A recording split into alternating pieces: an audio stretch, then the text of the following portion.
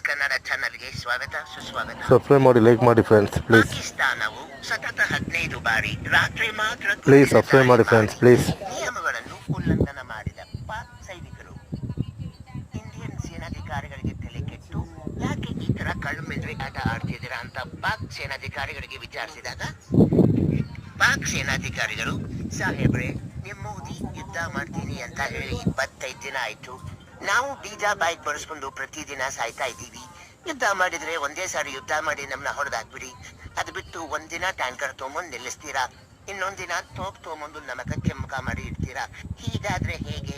ಪ್ರತಿ ಸೆಕೆಂಡ್ ನಾವು ಗಾಂಧಿಗಾಬರಾಗಿ ಜೀವನ ಮಾಡ್ತಾ ಇದ್ದೀವಿ.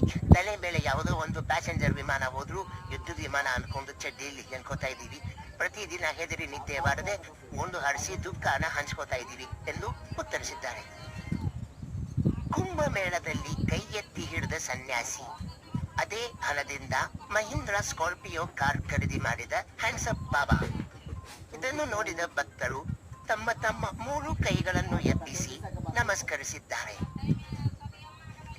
ಪಾಕಿಸ್ತಾನದಿಂದ ಬಂದ 22 ಮಹಿಳೆಯರಿಗೆ 95ಕ್ಕೂ ಹೆಚ್ಚು ಮಕ್ಕಳು.